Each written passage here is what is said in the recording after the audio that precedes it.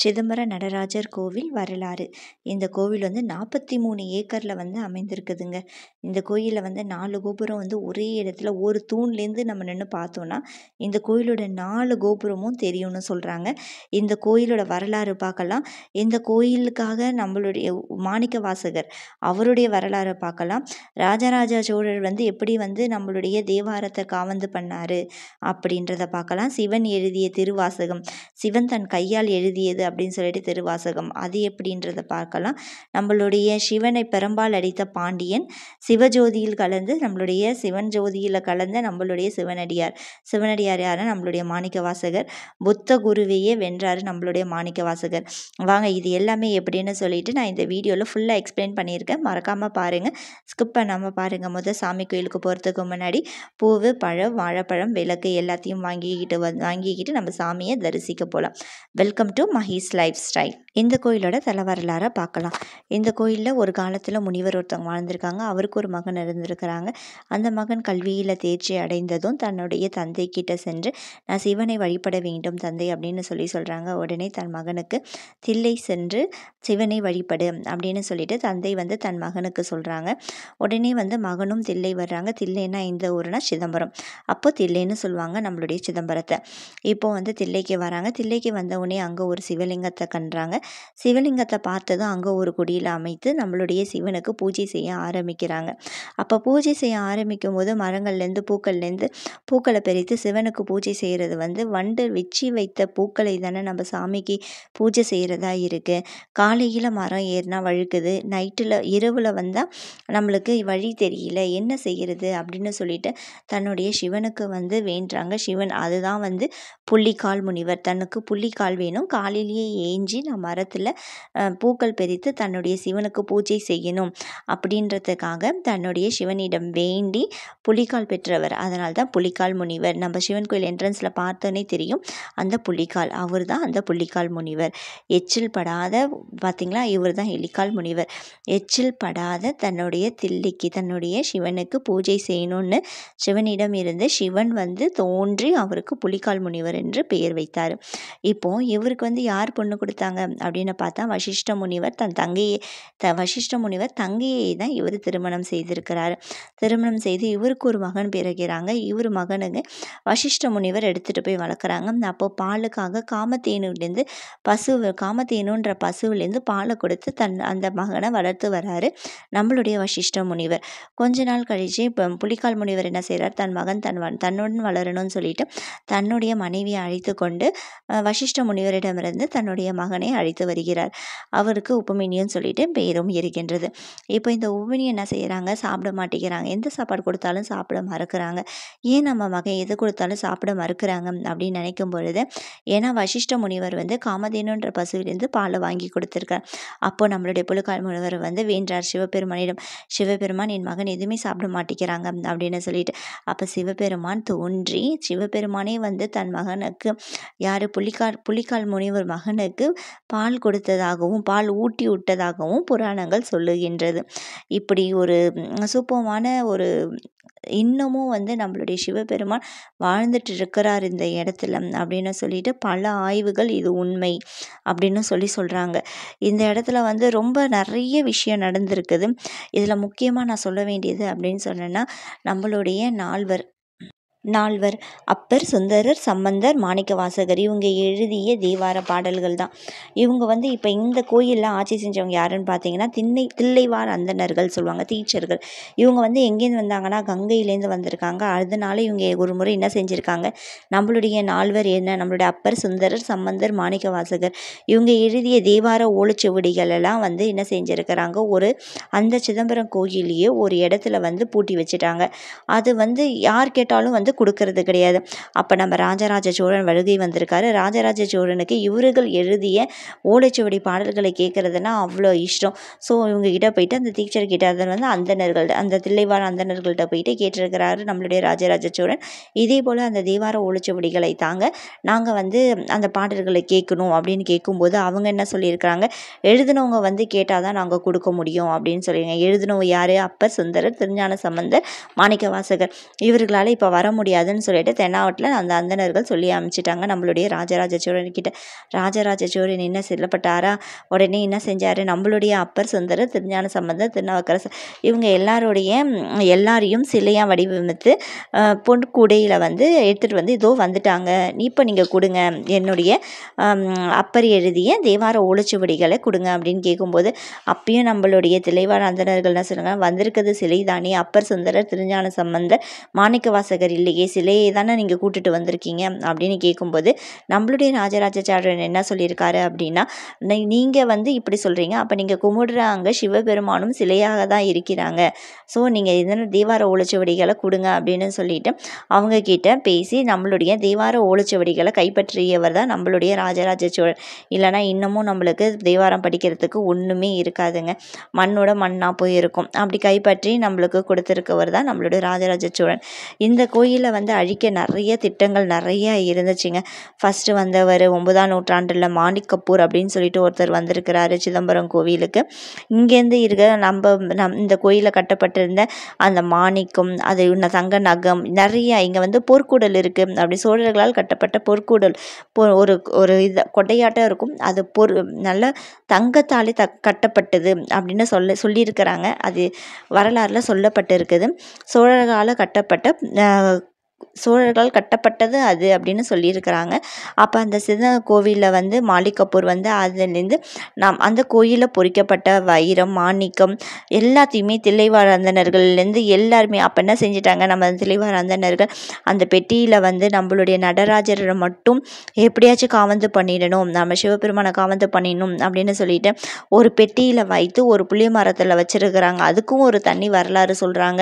அப்புறமா இவங்களுடைய படை அந்த மாணிக்க கபூர் வந்து பாண்டிய மன்னனை ஜெயிச்சுட்டு அந்த சிதம்பரம் நடராஜர் கோயிலேயே வந்து இருக்கிற மாணிக்கம் எல்லா தங்கம் எல்லாத்தையும் எடுத்துட்டு நம்மளுடைய நடராஜரை மட்டும் தில்லைவாழந்தனர்கள் காவந்து பண்ணியிருக்கிறாங்க. ஒரு புளிய மரத்தில் அடியில் வைத்து திரும்பி அதை எடுத்துட்டு வந்து சாமி கும்பிட்டுருக்கிறாங்க அப்படின்னு சொல்லிட்டு அதுக்கு ஒரு தனி வரலாறு அப்படின்னு சொல்கிறாங்க.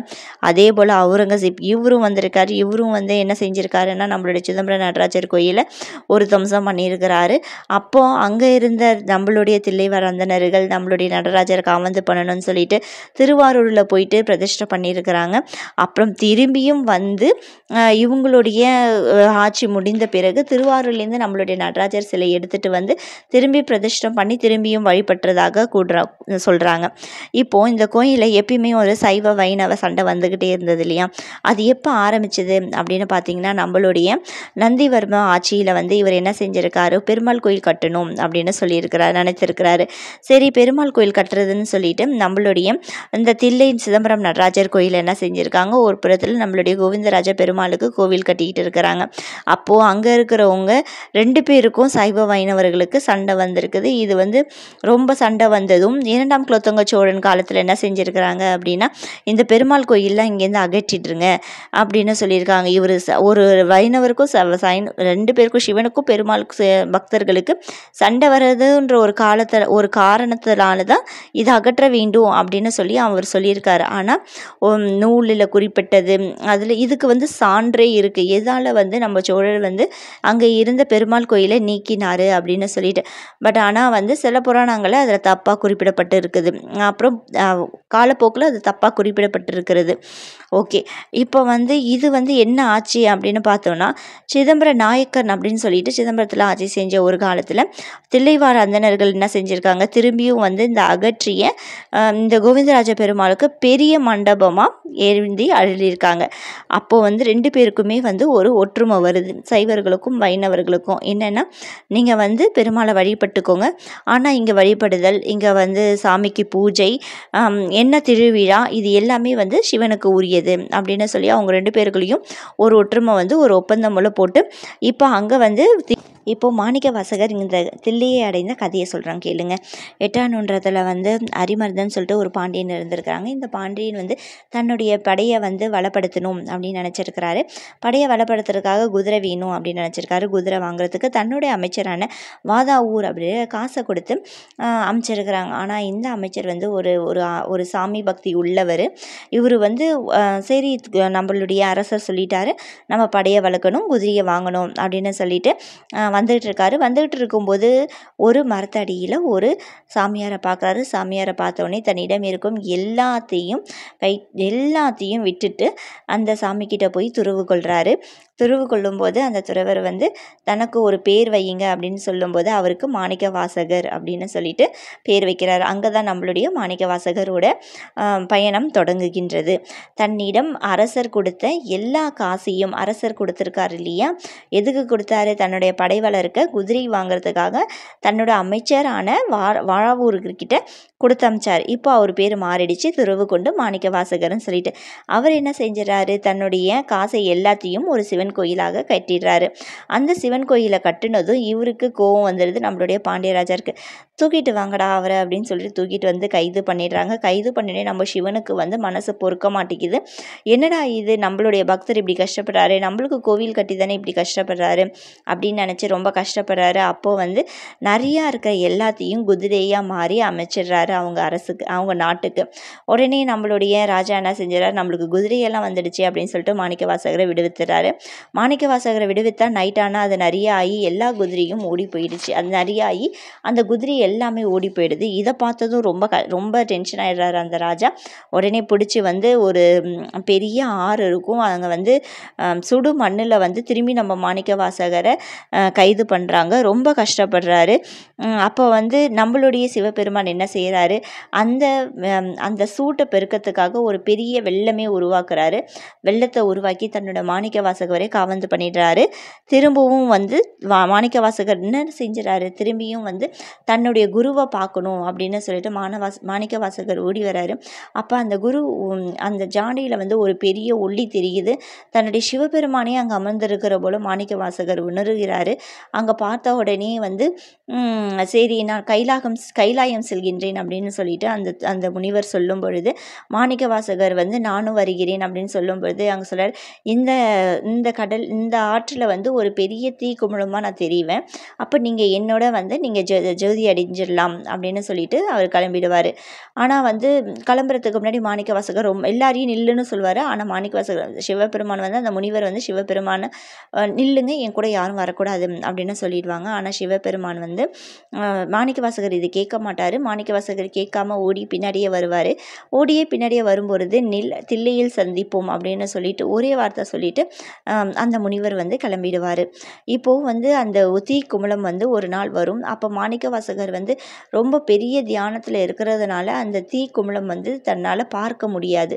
உடனே என்ன செஞ்சிருவாங்க? மீதி இருக்க எல்லாரும் என்ன செஞ்சிருவாங்க? அந்த தீ குமிழத்தில் போயிட்டு அந்த சிவனுடன் ஐக்கியமாயிடுவாங்க. ஆனால் மாணிக்க வாசகரால் முடியாது.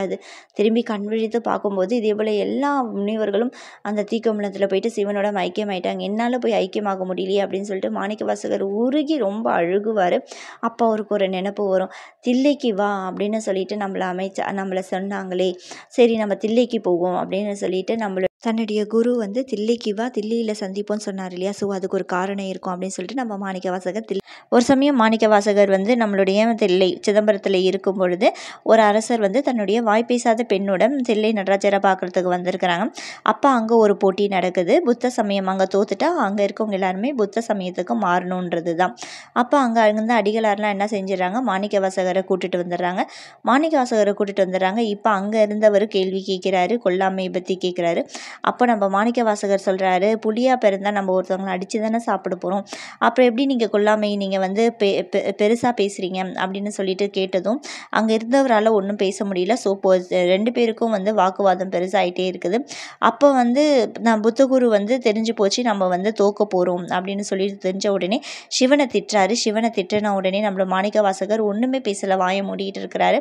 அப்போ அங்கே இருந்த வாய் பேச முடியாத அந்த அரசனின் மகளை கூப்பிட்டு, பேசுமா, சிவனுக்கு கேட்குற கேள்வி ஒன்றுத்துக்கும் நீ பதில் சொல்லு அப்படின்னு சொல்லும்போது அந்த பொண்ணு பாயிண்ட் பை பாயிண்டாக அவ்வளோ அழகாக பேசுகிறாங்க. அது கேட்ட உடனே அங்கே இருந்த எல்லாருமே அந்த புத்தகுருலேருந்து அந்த மன்னர்லேருந்து நம்மளுடைய மாணிக்க வாசகர் காலில் வந்து விழுறாங்க. மாணிக்க வாசகர் நம்மளுடைய மண்டபத்திலேருந்து வெளியேறாரு. இப்படிப்பட்ட ஒரு மிக சிறந்த கோயில் தாங்க அங்கே இருக்கிற கோயில். நம்மளுடைய மாணிக்க வாசகர் சிவன் திருவடி எப்படி சேர்ந்தாருன்னு பார்க்கலாமா? ஒரு நாள் வந்து ஒரு அந்தணர் வந்து நம்மளுடைய மாணிக்க வாசகரோட பேசிக்கிட்டு இருப்பார். பேசிகிட்டு இருக்கும்போது நீங்கள் சிவனுக்கு சிவன் வந்து உங்களுக்காக உருகி உருகி செய்த பல விஷயங்கள் எனக்கு தெரியும். ஆனால் நீங்கள் சிவனுக்காக பாடிய பாடல்களை எல்லாம் நீங்கள் சொன்னீங்கன்னா இந்த கோயிலுக்கு வந்து புராண பெயர்கள் அது வந்து தொகுத்து சொல்லியிருக்காங்க. பின்னொரு காலத்தில் உதவும் அப்படின்னு சொல்லியிருக்காங்க. அந்த முனிவர் வந்து கேட்கும் பொழுது மாணிக்க வாசகர் ஒன்றுமே சொல்லாமல் தன்னுடைய பாடல்கள் அனைத்தையும் சொல்ல சொல்ல அந்த முனிவர் என்ன செய்திருவாரு, எழுதிப்பாரு. மாணிவாசர் சொல்ல சொல்ல எல்லா பாடல்களையும் எழுதிடுவார். அடுத்த நாள் காலையில கோயில் திறக்கும் போது கற்பகிரகத்துல ஒரு ஓலைச்சுவடி கட்டாயம் இருக்கும். அதை எடுத்து பார்ப்பாங்க. அதை எடுத்து பார்க்கும்போது திருச்சிற்றம்பலம் எழுதியது அப்படின்னு சொல்லிட்டு சிவன் வந்து கையெழுத்து போட்டிருக்கிறாங்க. அப்போ வந்து யார் எழுதியிருக்கிறாங்க? அது சிவனே வந்து மாணிக்க வாசகர் சொல்ல சொல்ல நம்மளுடைய சிவன் எழுதியதுதான். அது என்ன அப்படின்னு கேட்டா நம்மளுடைய தேவாரம் பாடல் தான் வந்து முக்கிய தீட்சைகரெல்லாம் மாணிக்க வாசகர்கிட்ட ஓடியாடுறாங்க. இந்த கட்டுரையில் இருக்கிற எல்லா பாடலுக்கும் கண்டிப்பா நீங்க விளக்கம் சொல்லணும் அப்படின்னு சொல்லும் பொழுது இதை கேட்டோட மாணிக்க வாசகருக்கு ஒண்ணுமே புரியாம நம்மளுடைய சிவனை பார்க்கறதுக்கு ஓடி வராரு. இதோட விளக்கம் இது வந்து 3000 ஆண்டுகளுக்கு பாத்தீங்களா நடராஜர், அதுதான் இந்த பாட்டுக்கு எல்லாம் விளக்கம் சொல்லிட்டு நடராஜரை காமிச்சு அந்த சிவன் வடிவத்துல வடிவத்துல நம்மளுடைய மாணிக்க வாசகர் ஐதீகமாயிடுறாரு. இப்படின்னு தாங்க புராணத்தில் சொல்லியிருக்கிறாங்க.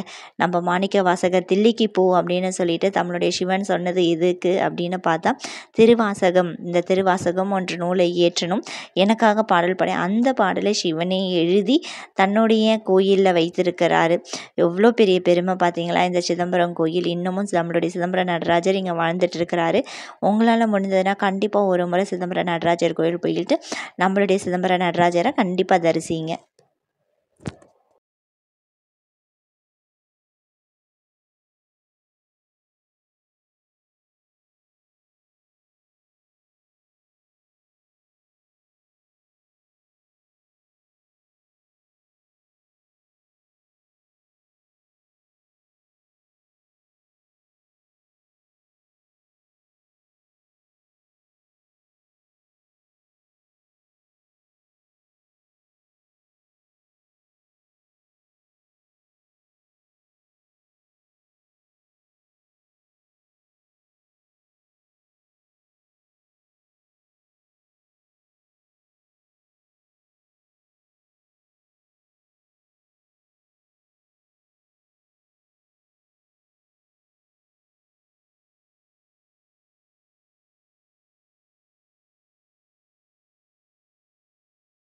என்னோட வீடியோ பிடிச்சிருந்ததுன்னா மறக்காமல் லைக் பண்ணுங்கள், ஷேர் பண்ணுங்கள், சப்ஸ்கிரைப் பண்ணுங்கள்.